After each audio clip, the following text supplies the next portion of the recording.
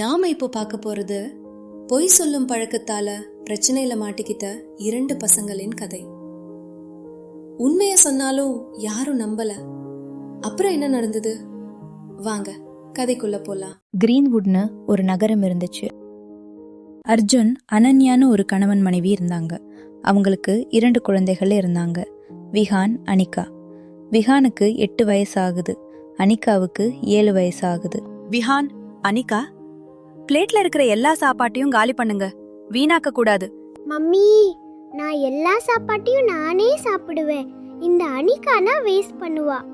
நீ தான் வேஸ்ட் பண்ணுவ, நான் இல்ல.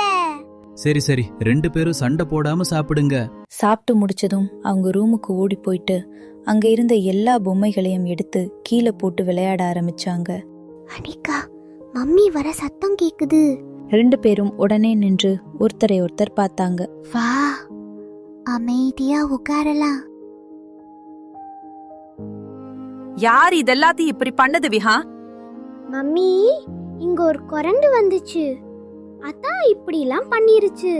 ஆமா மம்மி, விஹான் சொல்றது உண்மைதான். இங்க குரங்கு தான் வந்துச்சு.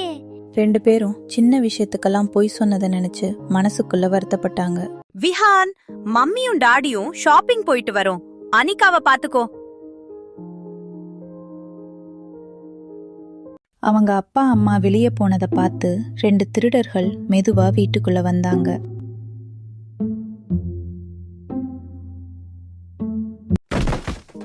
அனிகா, ஹால்ல ஏதோ சத்தம் கேக்குது.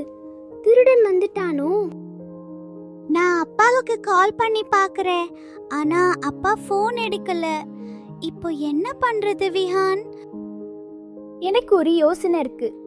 எல்லாரும் வீட்ல இருக்கிற மாதிரி அவங்கள நம்ப வச்சிடலாம். நான் என்ன செய்யறேனோ அதே மாதிரி நீயும் செய். அந்த 2 திருடங்க யாருக்கும் தெரியாம மெதுவா மாடிக்கு போனாங்க.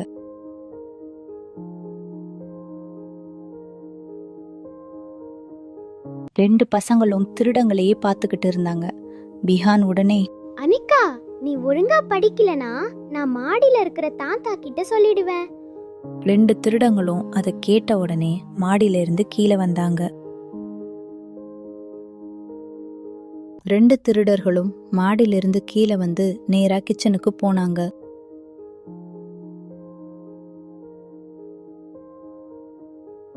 நீ இப்படியே என்கிட்ட சண்டை போட்டுக்கிட்டே இருந்தா நான் போய் கிச்சன்ல அம்மா கிட்டயும் அப்பா கிட்டயும் சொல்லிடுவேன்.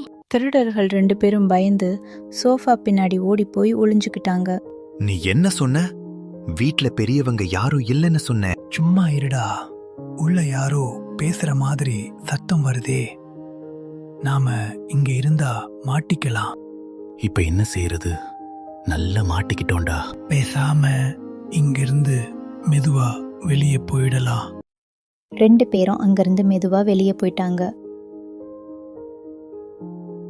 அந்த திருடங்க 2 பேரும் வீட்டை விட்டு ஓடி போயிட்டாங்க விஹான். ஆமா அனிகா, நம்ம போட்ட பிளான் ஒர்க் அவுட் ஆயிடுச்சு. அம்மா வந்த உடனே இது சொல்லணும். கடைக்கு போன அவங்க அம்மாவும் அப்பாவும் வந்தாங்க.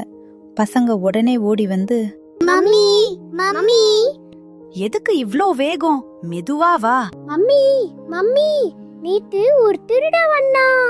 விஹானும் அனிகாவும் நடந்த எல்லா விஷயத்தையும் அவங்க அம்மாவுக்கும் அப்பாவுக்கும் சொன்னாங்க. இன்னும் எவ்வளவு நாள் இப்படியே பொய் சொல்லிட்டு இருக்க போறீங்க? இப்படி பொய் சொல்லும் பழக்கத்தை எப்போ நிறுத்த போறீங்க? ஆனா அப்பா, நாங்க சொல்றது உண்மைதான், எங்களை நம்புங்க. அப்பா அம்மா, இதுக்கு முன்னாடி நாங்க சில தடவை பொய் சொன்னது உண்மைதான். ஆனா இப்போ நாங்க சொல்றது உண்மைதான். நாங்க செய்தது தப்புன்னு இப்ப புரியுது. இனிமே பொய் சொல்ல மாட்டோம், எங்களை மன்னிச்சுக்கோங்க. இப்பவாவது செய்த தப்பு புரிஞ்சுக்கிட்டீங்களே, ரொம்ப சந்தோஷம். பசங்களா, பொய் சொன்னா ஒரு நாள் நம்பிக்கை போயிடும். உண்மை சொன்னாதான் மனிதன் உயர்வான். அதனால எப்போதும் உண்மைதான் சொல்லணும். விஹானும் நானும் இனிமேல் பொய் சொல்லவே மாட்டோம்பா. சின்ன விஷயத்துக்கு கூட பொய் சொல்ல ஆரம்பிச்சா ஒரு நாள் நம்ம உண்மை சொன்னாலும் யாரும் நம்ப மாட்டாங்க. விஹானும் அனிகாவும் அந்த தவறை புரிஞ்சுக்கிட்டு இனிமேல் எப்போதும் உண்மையாதான் சொல்லணும்னு முடிவு பண்ணாங்க.